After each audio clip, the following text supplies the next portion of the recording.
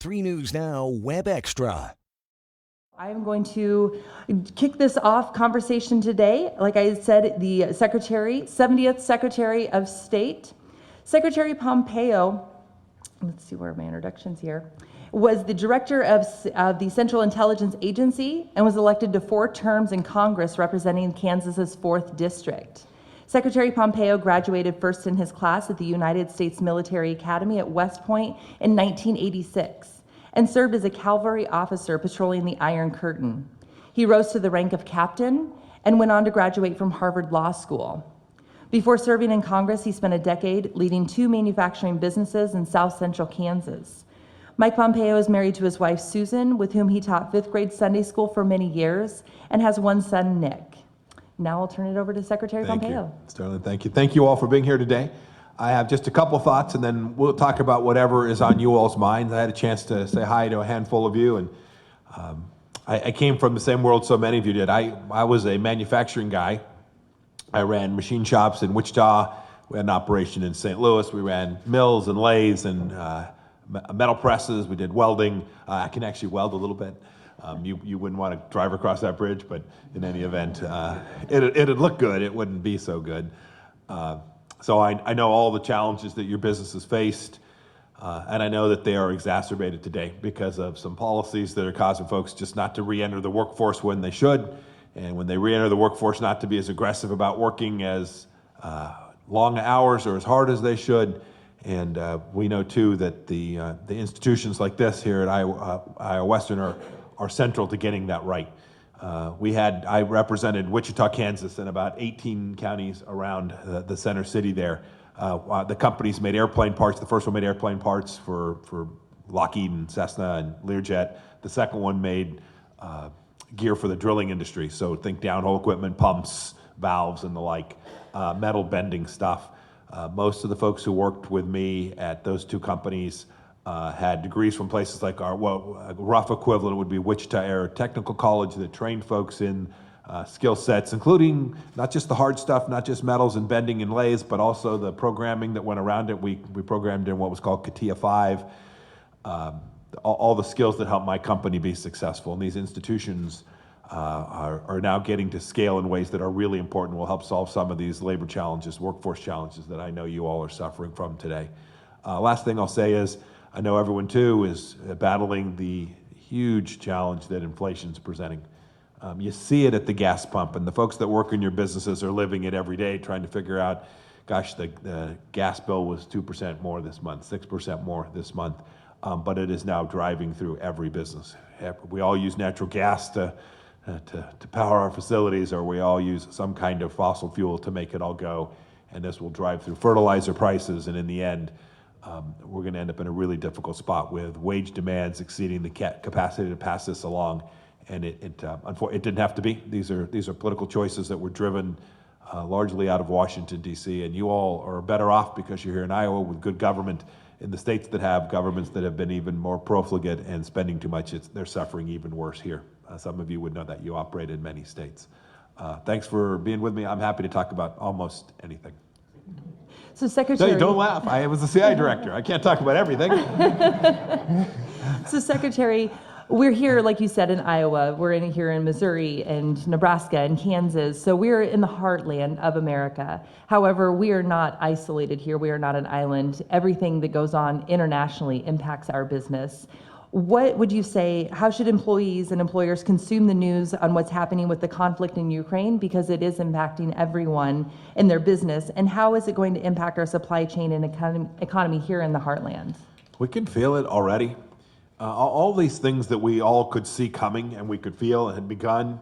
None of this inflation happened because of the conflict in Ukraine. It just simply exacerbated it in so many ways. You know, there are direct, very, very direct ways. Red winter wheat, right? They're going to sell at a really nice price for a while because it's going to be very difficult for the Ukrainians to plant the crop. But it's going to be a nightmare to make margin because fertilizer is going to cost an enormous amount. So it will disrupt supply chains, and you can see it and you can feel it already. It's also the case that when there's disruption anywhere in the world, many of the operations, so think In the aerospace industry, we machine mostly aluminum and steel and titanium. A lot of that titanium is out of Russia. And so you will have disruptions in supply chains in a broad way that I think the story hasn't even been told yet. In the Trump administration, we always put America first. We didn't start a single war. We stayed out.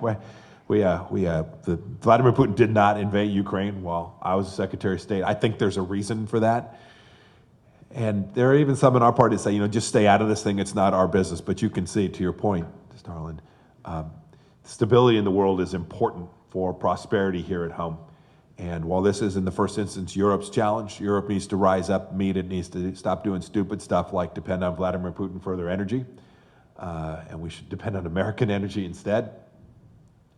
It's really important that we get that right. You need to lead on the global stage to protect the wealth and prosperity of our nation here at home also. Thank you. So here at Iowa Western, you were able to see our emerging tech program in Kinney Hall that is providing students with an affordable path to careers in high demand fields from welding, electrical, technology, hydraulics. We're able to highlight a couple of the programs that we have partnerships with businesses like Owen Industries, and then also partnerships that the local businesses have made with their high schools. What are some of the advice you'd have to the employers seeking to partner in their community to recruit more students for these critical fields in our future? I remember we would go back and forth. We were a relatively small company. We had at Thayer Aerospace we had between 350 and 450 employees spread across a couple different operations. Whether we would just go do it ourselves and train our own workforce because we were frustrated, or if we would invest with Wichita State University, or there's a couple programs up at K-State. In the end, we concluded that if we could collectively deliver good outcomes, that we could create a workforce at these institutions that could far exceed our ability to train inside. We'd do the final leg, we'd do the piece that was custom to what we were doing, we'd do the cultural piece inside our own organization, but we became and benefited from having supported the technical institutions in our space. There were bigger guys. Boeing was there. Cessna was there. They were the big underwriters of these programs often. But the guys our size, the second tier suppliers, were an important part of making that happen. So we contributed some of our senior machinists to teach at these places. Look, I concede this. This was deeply selfish. We were trying to pick off the best students, right? So we'd have somebody inside the house to figure out who was coming through. But we were also doing a good turn, we thought, for the community as well. You have to have institutions like this, like what I saw over at Kinney Hall today, to deliver for America and for your companies. These things really matter to get it right. There's so much focus when you hear the Elizabeth Warrens of the world talk about student loan forgiveness. She's not thinking about Iowa Western. She's thinking about, I don't know, Dartmouth. Right? She's thinking about a very different model. She's thinking about a very different place. And, to be honest with you, if you think about debt forgiveness or what they're doing today, forbearing debt, that's causing folks who otherwise would decide they needed to get to work to decide they can stay at home just a bit longer. So we've also created this incentive system that says, leisure may just be superior activity to getting up every morning and going to work. And Sterling, I'm going to take this chance to talk about the other thing I'm worried about here. You all see it when you talk about workforce. Part of this can be solved in Washington, part of it can't. The culture of work matters. We need our leaders, whether I met some folks who are serving on the county board of advisors, county supervisors, our school boards. We need to make clear that work is good, that the tradition in America, that this nation was built on people who got up every morning and went to work, and then they came home and took care of their families, and then went to church and did the things that built their community. If we lose this culture of work in the United States, we will look more like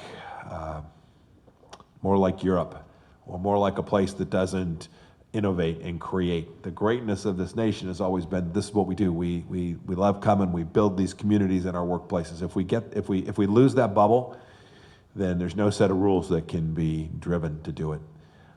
We should get it right. I know what's going on with commercial drivers and the rules, right? You can't create regulations that drive people out from being able to make their lives better by driving a truck and moving products around, or working in a manufacturing place, or, most of my employees at Thayer Aerospace wanted to work 45, 50 hours a week. They were depending on working those extra days. Frankly, many of them worked 5 days a week, 10 hours, or they'd come in and work very long days for 4 days, and then they'd go back out to their family farm and do whatever they needed to do out in the western part of the state. Today, that incentive is just destroyed by the tax system, destroyed by the incentive not to work, and that is really dangerous place for our nation to find itself. We'll get it back, I'm confident. You probably don't suffer quite as much because you have good government here in Iowa, but know that all across America, this challenge of making sure that families know that what we do is we work to build and make life better for ourselves is something that is at the very core of what made this nation so special and will in the future too. So something that our businesses are really looking at now is Industry 4.0, and I know that you're familiar with that through your manufacturing time as well as being in the CIA, looking at how do we go to that next level, making it more of a global, with the global economy, how are we addressing that? And one piece of that is the cybersecurity. That is something that impacts every single business. The community colleges have had challenges with that, the small mom and pop shops, as well as the large manufacturing facilities. As your time in the CIA, what sort of advice or information could you provide to some of our companies about the intense need for increased cybersecurity? There's not a business in here that hasn't been attacked. I'm as sure as that as I'm sitting here. In some way. Might have been your customer, might have been your supplier, but it impacted you. These things are going on everywhere, and always it's cheap for them to play offense. Some of you probably even suffered ransomware attacks. Now, it's just so darn common. Defense is really hard to play. Offense is pretty darn easy. The federal government has a responsibility to provide the first level of protection against this and go after the bad guys who are operating from abroad. We're getting better at that. I spent a lot of time working on that when I was a CI director and even some as a Secretary of State. But here's my wisdom to you that are operating medium-sized, small businesses and the like. Your best defense is being prepared for the moment when your defense fails. Because it's almost inevitable that someday you'll have a really bad day. And so redundancy and the capacity to bring the system back online quickly if you suffer a particularly serious attack in a central system, either a financial piece of your business or a piece that if you're working in a life and death business where you've got the medical infrastructure, to be able to bring those systems back online with a fully ready standby capability that you can bring online separate and independent, not touching the internet, not touching the system that might have been corrupted, is probably the most important insurance policy that you can take out for your business. You may not have to do it all across the company, but in those things that are critical, the things that stop you from delivering product to your customer or from making payroll or wherever it is in your piece of the business, if you take those core activities that you can't lose for more than a couple hours without a real price to pay for your company, make sure you've got some serious level of redundancy. You know how to execute it. Your team knows. You've got a standard operating procedure prepared to go execute it relentlessly and quickly. That'll give you all the time and window that you need to go fix the core problem that you have now been attacked with. Maybe that's my best wisdom to you, is redundancy is the only solution for pure protection. Thank you. So I'm going to open it up to the floor. If anyone has any questions, we do have a few additional questions we can ask, but I wanted to give you all the opportunity to ask the Secretary directly. As I mentioned, the Senator will be joining us in just a little bit, so if there's something that you wanted specifically for the Secretary, please raise your hand now. Stephanie will be helping with the microphone so everyone can adequately hear your question. I believe Scott Williams and Justin Schultz on this side may have some questions. I was reading your face, Scott. Mr. Secretary, thanks for having us and thanks for being here in our community. So as many of you know, I'm on the County Board of Supervisors, but I also work at Southwest Iowa Renewable Energy. And there's a lot of things in that industry that keep me awake at night. But I guess the question I really have for you is, what keeps you awake at night? What kind of concerns do you have on a daily basis that concern you as you look across our country and workforce? Oh goodness. So there's sort of the immediate, and then there's the things that I worry about that are day by day, but cumulatively real risky. The single biggest risk to the United States doesn't come from what I did the last 4 years. So the Chinese Communist Party is really bad and dangerous, and we were the first administration to actually seriously challenge the orthodoxy I mean, they stole tens of thousands of jobs from this state. And we just kind of turned the other cheek and said, oh, darn it, that's too bad. Vladimir Putin's a bad guy. I met with the Taliban. Anybody seen the famous picture of me with Mullah Baradar? Oh, that makes me happy you haven't seen it. Rachel Maddow shows it every night. Trying to blame our administration for the debacle in Afghanistan. Those are all real risks, and we figure this out. But the greatest risk is from our educational system and the destruction of the American family. If you said, what are the two things that can undermine our republic and fundamentally change the way that we live here in the United States? Those are the two things. If we don't protect and preserve the American family, if we don't understand that we're going to do things that support and defend parents' rights to make decisions for their kids, if we don't support and defend the things that we just know, right? Like we know there's two genders, right?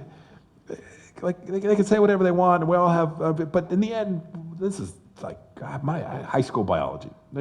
This doesn't change. These are foundational ideas, and we can't be gaslit because it's it's not even political. It's not about winning elections. It's about these things are deeply fundamental to humanity and civilization. And the family unit is the most important institution that preserves our way of life. And so you gotta reward families for doing what it is that makes that so important.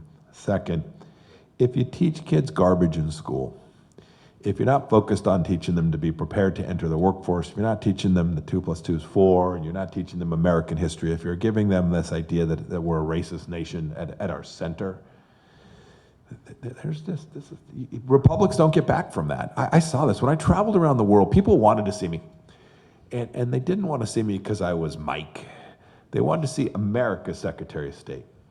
Right? They wanted to see a Secretary of State that represented this thing that they know, even if they don't like us every day, that they know is fundamentally good, fundamentally righteous, fundamentally working to make life better for its own people and people all across the world. So that's why they took the meeting with me. If we lose that place, if the next generation grows up apologizing for everything America's done in the world and thinking, well, gosh, we're all just about the same. No, we're not all about the same.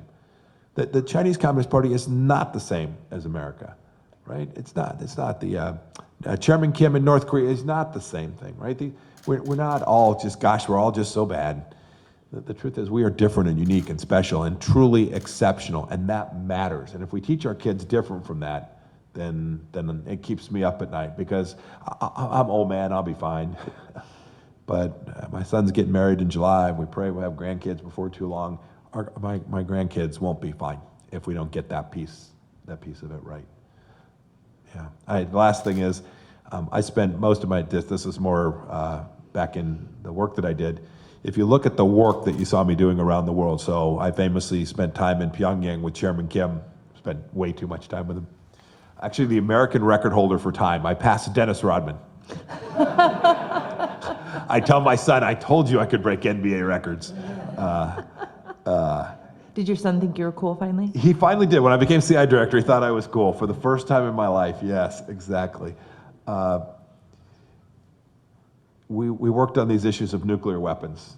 If you think about something that makes a bad day really fast, that is almost impossible to figure your way through because of the cataclysmic harm that is done in the global, it's these nuclear weapons. They are, they're just different in kind and scale and magnitude, and the lasting impact is so great. So if you look at, I worked on the North Korea file, we worked on the Iran problem set, try and keep them from getting a nuclear weapon.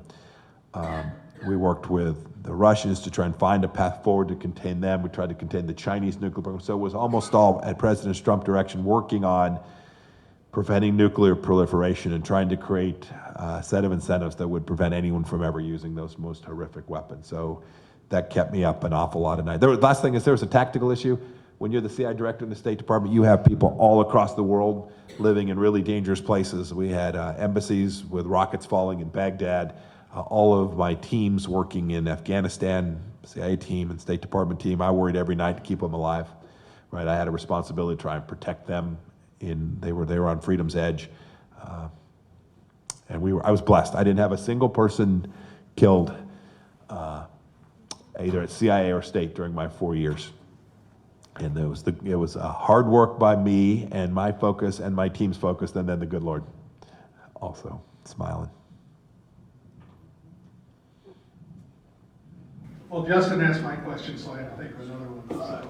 But taking with me, giving some of your background and some of the conversation we had as far as mutual people we know and experiences. One of the things you said, there's two things you said that really hit with me is number one, that student loan forgiveness. It isn't for the people that we represent, especially myself as a trustee of the college. But going back to when you talked about some of the programs, some of the co-op programs as far as technical, I was involved, I was on John Deere's technical advisory committee where we had 13 schools that we partnered with. One of them was Southeast Community College out in Milford. And it was a wonderful program that Deere would be on parallel with Boeing and with Cessna. And I mean, we would pay for the school. You showed up, you got grades, you were trained, you came out, you had a job. And our biggest problem with that was recruiting students.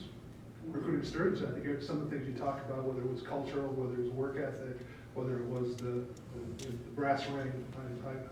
My brass ring was out going to college, I just didn't know what college was when I was 17 years old. So you also mentioned being a second tier supplier as far as I was also did all these activities because I was very selfish because I want to get the best people on the programs myself. But where did you see it going as far as the opportunities and any advice or how you would position recruitment to even get them into the slot, and then we would take over and graduate them? Yeah. So I actually think you have to. So it's a difficult question. It's a challenge. I was asking these folks, the admission officer here, from whence do you draw your students, right? Where do you get the young people, or sometimes people mid-career who are coming to get technical training? How do you find them? How do you recruit them? How do you get them? How do you make them aware that this program exists? Because I think there's a lot of value here. I think if you made it apparent to them that this existed, you could find a lot of folks who would say, yeah, that's for me. That's a good fit for me. I think there's two pieces. One is cultural. We've had this enormous cultural bias to four-year degrees for a long time in the United States, where that was the thing. It's what my parents said. They wanted me to go to college, right? When they were thinking college, they weren't thinking about a welding program. They were thinking about getting a four-year degree. By the way, neither of them graduated from college, but they kind of in their head, that's how you made it in America, right? From their growing up they were born in the late 1920s. So think Depression era in their mind. The world has moved so much since then, and we need to change our cultural mindset to reflect that. You talked about manufacturing 4.0. The manufacturing world has moved a long way since I was in it 15 years ago. Right, I went through all the Six Sigma black belt programs, so continuous improvement stuff. I'm not certified, but I've been through a lot of the training. Even that, so much progress made. So we're so much better at that today. The opportunities are endless, and we need to make sure that the culture shifts. My second point on this would be the place you can start to shift that culture is even way before somebody gets into high school. Right, you can start touching kids and opening their mind to the possibilities when they're in middle school. In shop programs, you can walk people in from industry and make sure they get exposure to that. You can even as early as elementary school have them come in, and the kids can start to see. They'd find sixth graders would get a kick out of walking through that welding shop, right? Or we're through the shop watching somebody run a CNC lathe or a punch press. We can start to open people's minds to this wonderful life that working in these industries presents and the opportunities it presents for them and for their families. Those are my two big suggestions about how you create the inputs that give you the opportunity to have the people that can go through programs like this. Just, by the way, this is deeply selfish for everybody's company, but this is an American project. This really matters a whole lot. If we get this right and we convince, even if we have to do it through some brute force, to move a lot of this work back from China, which I view as absolutely necessary, you can only move it back if you can actually do it here, right? One of the reasons it ends up there in the first instance is because there's a workforce, there's a cost differential. That differential has changed. It's no longer as big an advantage for China, but you do have to have the workforce here to deliver. If we're able to convince another 2 million jobs to come back from China to the United States, you got to find 2 million people to go do that. Hard work, not instantaneous, but work that we should all pick away at every day. Yes, ma'am. We have Lisa. So you mentioned higher education, and I'm sure you're aware of the studies that show that women are typically entering higher education and graduating in higher education at greater rates than men. However, during the pandemic, they were astonishingly leaving the workforce, and they're not returning at the same rate that men are returning. So what are your ideas for not only getting the women to stay in the workforce, but to re-enter that workforce and possibly into some of these high-demand jobs? I hadn't seen that math. Why aren't they coming back? Do we know? Then did the study say? A lot of them are saying childcare costs.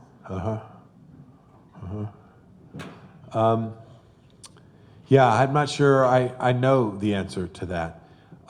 Something did change during these last couple years, and whether it's permanent or not, I think is too early to tell. But I do think, and this has upside too. I do think people saw that being home with their kids mattered, right? And that's not necessarily male or female. I think people thought, I spent a little more time with my family. That was a good thing, and that's okay. And I'm going to do more of that. Some of them may be living off their savings and may have to eventually re-enter the workforce. Some of them it may be a permanent condition. They decide, no, we're gonna leave one of the parents home to not hand our kids off to daycare. We're gonna raise our children, or we're gonna homeschool our children. I've seen enormous growth in those who just no longer have confidence in the government-sponsored educational enterprise and have decided they're just gonna do it themselves. I'm going to guess there's some permanency to that. I don't know. We'll see. We'll know in 10 years or 20 years. And if it is, it'll be a workforce challenge, but it may end up that next generation of children are raised with the value set that came from the very people that we really want, making sure educating our children as well. So I don't view that as an unmitigated bad thing. Last thought. What we need to make sure is that, male or female, is that as the workforce demands change, that we have places where folks can go to make sure they have the skill set that they need. If there's one mismatch, right? So if you look at the top line unemployment numbers, they're pretty low unemployment numbers. You and I both know there's also a big group of folks out there who would love to get back into work but can't find the right place for them because they are lacking the skills to go back and do that. Some of these skills aren't truly high-end skills. We were talking a bit ago. The skill to get up in the morning, go to work. This is a real risk. This is the cultural piece that I was talking about. The tradition in America is if you're a male ages 21 to 65, as a historical matter in the United States of America, what did you do every day? You went to work. You have a big slice of the American population today for whom the child has never seen one of their parents get up every day and go to work. That next generation hasn't witnessed that's what dad does. That's what mom does. They get up and they go to work. That is a cultural challenge that no government is going to fix. This is institutions. This is our faith-based institutions. This is our churches and our synagogues and our local systems that are going to drive creating places for this all to go happen. We can do all kinds of things to try and address this childcare challenge, but in the end, there's a cultural choice that's being made, and we should make sure that we're doing this right by the family and then build up workforce skill sets so that we have the workforce we need to drive American growth. They are not mutually exclusive. They can both be done, and we have deficits in each of them today. Anyway, I'm interested. I'll take a look. I wasn't tracking that women were returning at lower rates. It'd be interesting to see what the analysis is on what's driving that. Ron DeBoard, Vice President of Human Resources and Industries. First thing is, now is not the time, but I'd like to know more about the Pompeo diet, because you look like a lean, mean fighting machine. So with a higher energy level as well. There you go. You don't want to know the answer. I guess my question, a lot of us went through the Great Recession in 2008, and that was a terrible time for us. Wages being cut and reductions in force, what have you. But my question is from a financial standpoint, maybe your degree isn't in economics, but you look at where we are today, the rate of inflation, and what do you see? Do you see that we're on any kind of a bubble right now? We all want to continue to grow and invest in our workforce and add positions, but we are starting to look very closely at the numbers And that is somewhat of a worry for us as organizations right now. So I don't do economic predictions because I have no special expertise there. But I can do history. And history suggests when you get inflation to where it is today, there's a moment of reconciliation that almost inevitably takes place. It sometimes is a deep recession, sometimes is a shallow recession. Right? Recession just means you have retrenchment and growth. There's a technical definition for 2 quarters. But suffice it to say, what it means to us is pain. What it means to our workforces is fewer people working. You talked about RIFs, right? When you pile regulatory, let me back up 1 second. One of the things that we did for 4 years the best, that drove our economy forward, no one even talks about. Every single cabinet level official in the Trump administration was given a mandate to push back on regulations. So we near dead stop. Try and name the new regulations that came out in the Trump administration. They're a handful, a few safety things, but they're just a handful. If you go stare at the things we undid, some of which were midstream and hadn't been finalized, some of which had been finalized, we had to go pull back. The courts squawked some of them, but we were focused on letting you all go drive your businesses and succeed and take risk, and some of you will fail, and this is the dynamic of the marketplace. But we were very focused on not driving cost into the system with a set of rules that made no sense, right? Barnacle on barnacle on barnacle over decades. Surely there comes an end to where you need a new regulation, right? But the machine, the regulatory machine, just moves forward, and we shut it down. And I think that did 2 things. One, it created fewer silly rules. But secondly, I think everyone out there also got the message. Like, these guys aren't going to come after us, right? These guys are going to ask us to comply with the rule set. Everybody wants to have the same set of rules. But I'm not going to get surprised by an administration that hates business. And so I think you could get, our economy in the beginning of 19 was as good as any time in my adult life. Low unemployment, interest rates stable, the outlook for growth, 4.5%, 5% GDP, just solid. That part of that was mindset. Part of that was telling you all, go forth and do your thing, build your businesses. These folks came in and just ripped that all up. The confidence level drops immediately in the business community because they know now there's a risk, right? You'll get somebody, Elizabeth Warren will pass a regulation, somebody, right, Chuck Schumer will pass something, and so you now have risk, and so capital begins to seize up. This you see particularly in the energy industry, probably the worst affected, but it's everywhere. Senator Scher, I'm worried about our economy moving forward. I think you're going to see inflation grow and grow and grow, and the Fed's going to have to do something serious to try and bring it back, and that always means hard times. Yes, Senator, welcome.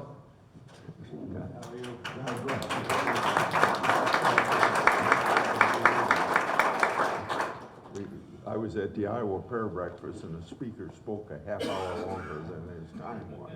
If it's in prayer, it's all good. Thank you, Senator Chuck Grassley, for joining us. I'll give you a brief introduction here as we go back into our discussion with you. So Senator Grassley has been a dedicated, pensive leader for the state of Iowa and the United States since his election to the Senate in 1981. With his position as the Senate President pro tempore, he leverages his standing to promote and build bipartisan coalitions across the spectrum of the entire U.S. congressional delegation. Senator Grassley understands the importance of representative government and has held at least one meeting in each of Iowa's 99 counties every year since the beginning of his public service. Thank you, Senator Grassley, for hosting your Pottawatomie County visit here at Iowa Western Community College. We're very excited to have you here, as well as our guest, Secretary Mike Pompeo. So if you'd like to say a few words. I thought that this was going to be very low key, and I was going to tell all of you, you didn't think that Pompeo would be in town if I was going to be close by, that I wouldn't stop in too. And now I'm all of a sudden part of a big program. So I appreciate this opportunity, and I think what I should do is say if you've been handling this by Q&A, I shouldn't interrupt that. Okay. And just let people and where I can help answer a question. But I would like to say one thing about the secretary. I mean, he's had a lot of public service work in his lifetime, but I know him best as Secretary of State and a person who, you know, I've served, I don't know how many secretaries of state. I've been a senator while they've been Secretary of State, but they all seem to just follow the line of what the professional foreign service and civil service and the professional help, let them run the show. This guy run the show in the State Department, and I appreciate that, because I think you gotta have people come and upset the people that are around for 30 or 40 years that think they only know how to do things, and bring a little common sense to the federal bureaucracy, and I think you did that. Well, amen. Thank you. We did need to break some glass, and thank you for helping me break it. Okay. Yeah. So Senator, we've been enjoying this morning. We had a tour of Kinney Hall, which is our industrial maintenance training facility. Had several people join us with that, so it was a great way to highlight how we're helping our businesses and industries address the industrial maintenance departments of all the manufacturing needs that we have within our workforce. We're joined by several of our business partners here, as well as some of our elected officials. We've gone through a few questions talking cybersecurity, the face of the workforce, also as well as manufacturing 4.0, which you're very familiar with as well. We were doing some Q&A. Stephanie is walking around the room with the microphone, so I think we'll just continue the Q&A. Bill through the Congress of the United States. Presently, you can't get a Pell Grant unless you're going to finish a degree, either AA or BA. And there's a lot of people that need training, that have a certificate program or something less than 2 years or 4 years, where like almost any trade, whatever you want to mention, they ought to qualify for the Pell Grant. I support that. Wonderful, thank you. I can say thank you on behalf of Iowa Western. I know over the few years we have been really implementing. Matt Mancuso is our Executive Director of Economic and Workforce Development. He was over in Kinney Hall in industrial trades and transitioned over into more of the workforce side. That's something that he has been leading a lot of teams to do, is the certificate programs. Something we've spoken with our representatives, Brian Best and Brent Segrist, who are here, that are saying we're having these challenges where the students are getting a great education, but they're not completing the degree, and so how are we able to help them? A lot of times we're having businesses that will sponsor them, like Link Snacks will and Owen Industries will, but I know that added additional funding source for those students would be a great incentive to help them go out there and enter the workforce. Amen. So what questions might we have? We have Drew Camp in the back. Secretary Pompeo, thank you very much for being here with us today. We're happy to welcome you to Council Bluffs. Senator, this question is mostly directed to you, but Secretary Pompeo, I obviously welcome any input you have as well. First, I just wanted to thank you for your vote on the Infrastructure Investment and Jobs Act. I know it's not always been an easy thing for you. You've taken some heat for part of that vote, but we really do appreciate you being one of the 19 who stepped across party lines to make that. We're already seeing some of the positive impacts here in the community that's had, whether it's mega capital investment grants raised, whatever it may be over those next 5 years. I wanted to just give you an opportunity to speak to that vote, and then also some of the benefits that you know you've seen throughout the state as a result of your vote on IIJA, because it's very much appreciated, and I want to give you a chance to showcase and speak. Yeah. I hope I can give a short answer, because it can run on and run on and run on. Number one, I don't know what is so different about that infrastructure bill than something Congress has been doing every year since 1956, when we started the interstate highway system and the first gas tax. We've been passing infrastructure bill every year to bring that gas tax money back to the states, and so we've continued to do what we're doing. Now, we did it a little larger than just the gasoline tax, and these are some of the reasons. I've been listening to Iowans, mostly on the eastern side of Iowa, for 20 years. When are you going to get some money to fix the locks and dams? Well, there's $823 million in here to upgrade the locks and dams.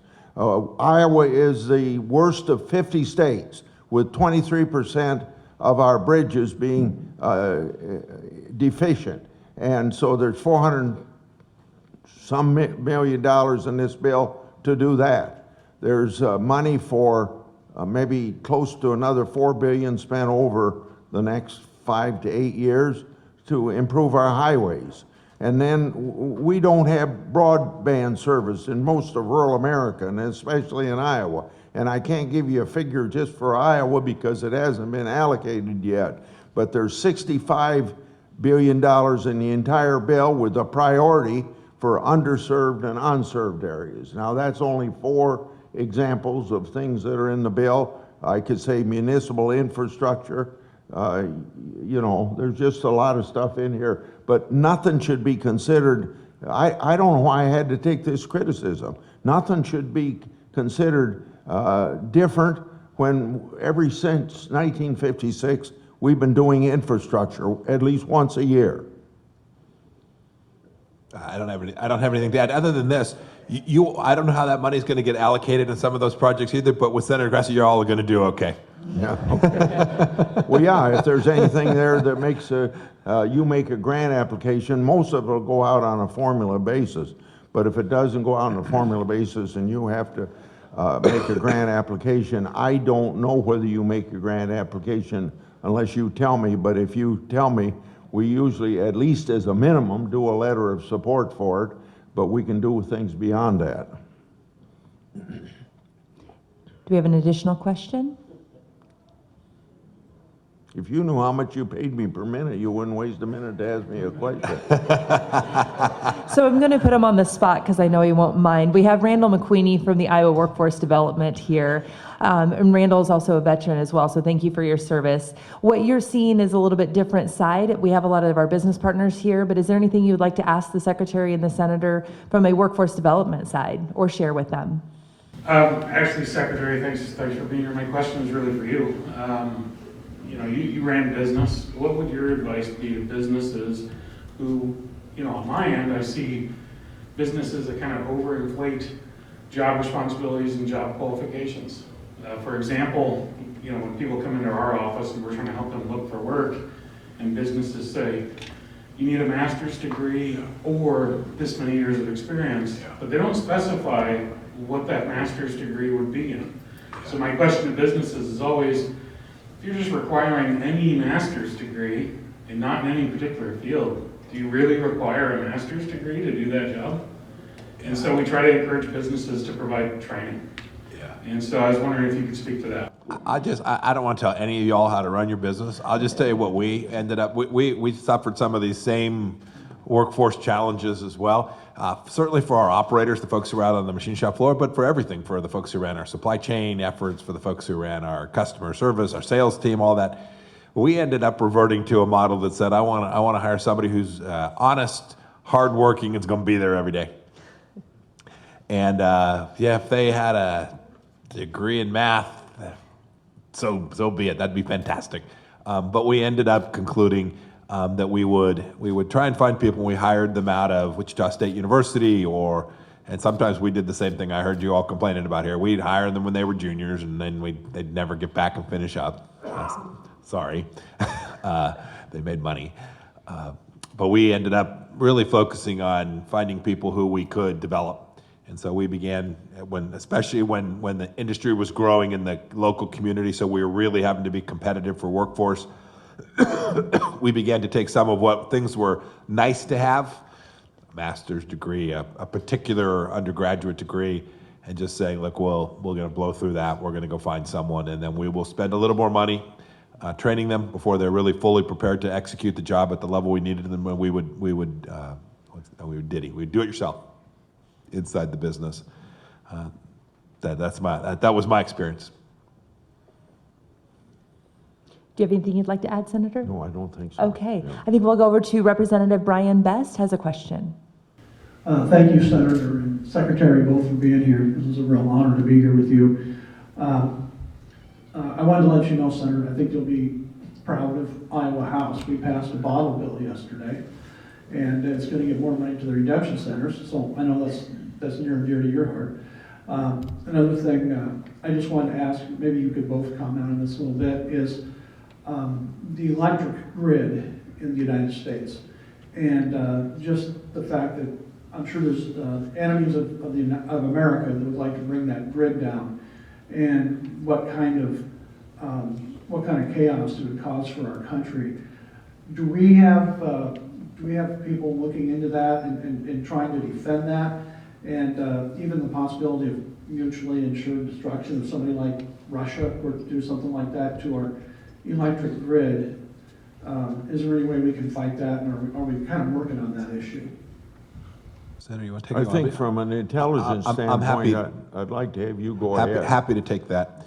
So we all saw what happened in Texas. Has it been 2 years now when they had just bad storms and their infrastructure? It's an interesting story because Texas is completely off the national grid. They is the good old Republic of Texas decided to be isolated. We saw what happened to them, and it was horribly destructive in parts of Houston and different places. This is what happens when your grid goes down. So the risk is real, and we know it's serious. Second, the industry itself, broadly speaking, the transmission companies, the power generation, and then the people you would know as your local utilities have all made enormous investments in protecting their systems from cyber attacks and from physical attacks as well. But as I said earlier in response to another question, you cannot play good enough defense. One of the things that we have not made, so there are lots of people thinking about this. There's a lot of money. It's showing up in rate bills too, so they're passing it along. But there's been lots of investment at protecting the American electrical infrastructure inside the United States. The last piece that we don't really have right yet is that if you have they have power pools, so you have groups of states. Texas is its own power pool, but everybody else has 6 or 7 states. Kansas was in the Southwest Power Pool. I'm not sure if I was in that same pool, but you have regional transmission authorities. And today, what needs to be developed, this gets to the redundancy idea I gave you on your own cyber defense, is we have to develop the capability that says if South Central Kansas gets shut down, that we can get power from Oklahoma into Kansas. Or if Idaho gets shut down, Montana can deliver. We have to be able to move this power across the grid efficiently in times of crisis if something bad goes down. It is the last link in preventing calamities and bringing systems and regions back up quickly. Real progress, but the bad guys know this risk exists as well, and we were worried about it every day. The power going out is bad. People get very angry day 3 when their refrigerator can't be opened. But the other thing that we were always worried about is their capacity to actually begin to impact control systems. So think of bridges being raised and lowered and sluice gates on the locks and dams that you were talking about. If they're able to penetrate those systems and actually control them, they can inflict an enormous amount of risk and do so in a way that's unattributable. So we might think it was the Russians or think it was the North Koreans or think it was the Chinese, but we couldn't actually demonstrate it. Lots of people thinking about this, really smart folks, and we are in a much better place today. And by the way, I take no credit for this. This happened with people that were working for me and before me. Lots of progress made. We have time for one more question. This is the shyest group we've ever had in here. Wonderful. Maybe I wore them out before the senator got here. Tommy. Stephanie will be coming over your way. Andrew Fitzgibbon with Tommy Gate Company. Thank you for coming today, Senator and Secretary, for speaking with us. What are your a couple of your top goals for speaking to this group? What are you hoping to teach us, or what sort of information are you interested in giving to this group that you're here today? My only motive, whether it's this group or high school or, a couple factories I've been in the 17 counties I've been in this week, is to encourage participation of my constituents, to let me know what's on their minds. I don't eyeball only a few thousand constituents a year. I got 3 2/10 million constituents, so I go to the 99 counties every year to get people to get activated, to tell me what's on their minds. And when you aren't seeing me face to face, or for all the people that I never see, make sure that they email me, expect an answer. Two-way communication is the essence of representative government. I've got a responsibility to come to you, but you also have a responsibility to come to me and just have dialogue in any ways you want to do it. Email, postal mail, phones, coming to town meetings, et cetera, et cetera. So that's my motive for traveling Iowa, to find out what's people's minds so I can know what's on their mind, because you can't represent them if you don't do that. That's why I'm here. Yeah, I think the senator nailed it. Part of this for me is listening and learning too, being aware of the things that are confronting so that we can shape good outcomes, good policy. Look, I don't hold elective office today, but I'm in this fight. I've been at this since I was a young cadet at West Point. The ideas that I've talked to you all about this morning, the things I believe in my heart are things that matter to me. And I've spent these 15 months trying to help candidates be successful so that we can reverse what I think are a set of very dangerous policies for America that this administration has put forward. It's political, it's partisan in some sense, but I actually view this as an American project. And you can see the differences. You can see it in everyday, ordinary people's lives when you change from what we were doing for 4 years and what's happening today. And so I wanted to come here not only to listen, but to share with you that you all should stay at this, stay at your project in your business, stay at this project in your community. When you do, I'm convinced that good things will happen. People are pretty down, I have to tell you. Folks who served in Afghanistan, you talk to veterans who served there and they watch what happened in Afghanistan and the 13 Americans killed on the way out. It's disheartening for them to see. People see that their rent is 4% more or 9% more than it was a year ago. That's pretty disheartening. Their pay went up 4% and their rent went up 9%. This isn't some statistic. This isn't something that they talk about on Squawk Box on CNBC or on CNN. This is like the bills due. And it doesn't have to be that way. We're better than this, and I wanted to just be encouraging as well. So I've spent a fair amount of time just telling folks, no, we're going to get this right. We're going to clean it up. It's not all going to happen from Washington. Make sure you find a good candidate to run for school board. You all saw it. You saw what happened in the schools. Go make sure you find somebody who says, yep, I'm going to go be the city council person for my township or my little burg. These places matter. They affect every family's life. And so I'm out trying to help folks say, yep, you can do it. We can get this back. And we can put America in a place that will allow us to all live the kind of enormous life of opportunity that I've experienced for my 58 years. I'm incredibly blessed. We're all blessed to be here. And I want to make sure everybody doesn't lose sight of that given the challenges that we're confronting today. That's it. First of all, I'm always glad to welcome Secretary Pompeo to Iowa, and I do welcome you. Thank you very much. Thank you. I thank him for being a very good Secretary of State, and I won't go into those details again like I did because I think you heard me, but he's an exceptional person to go set his own course and not just follow the professional bureaucrats and foreign service people in that position. You know, he's done a lot of other things as well. So I think I'm going to open with what is the news of the week, and that's 8.5% inflation. And I think that I read a statistic that of the increase, 50% of it came from the gas prices and energy prices. And at my town meetings this week, people are going to ask, what are you going to do about it?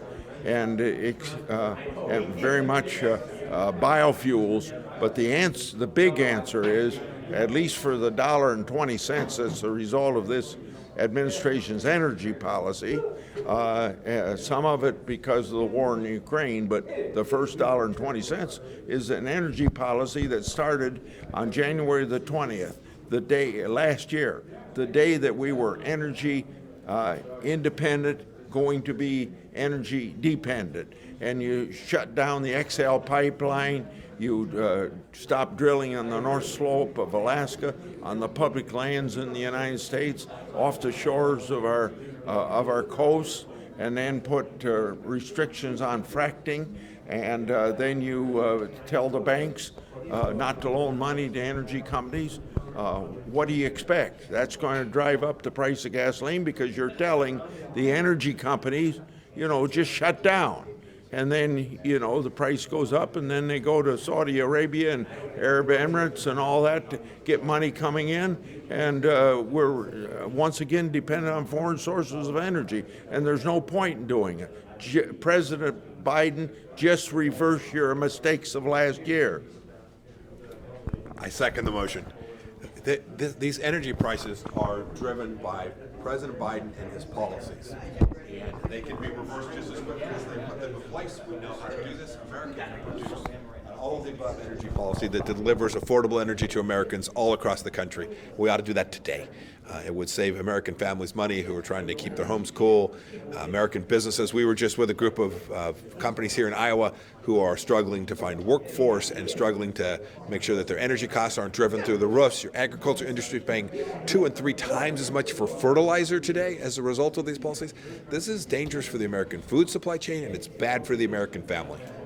As far as the gas concern, is this short-term answer the strategic oil reserve? Is more need to come out of that right now? Or? Make that much difference. And don't forget the National Strategic Reserve is meant for national defense reasons. It's being robbed and going to compromise our opportunities that we may need it in the future for national security. In the meantime, I think I've expressed what the big problem is, and that's reverse the policies of last year. Taking money out of your piggy bank to solve a gaping wound isn't going to work. And when you then need to go to your piggy bank for something that really matters, you won't have anything there. This is a joke. It didn't change energy prices a lick when he made the announcement he was going to release 1 million barrels a day for 6 months, right? When does that 6 months end? That's political. It ends at the election. This is a fraud on the American people. It is really bad policy, and not only jobs, but all of the people who are depending on affordable energy all across America will suffer as a result of what the president has chosen to do to them. Mr. Secretary, Dave Golbitz with the Daily Not Rural.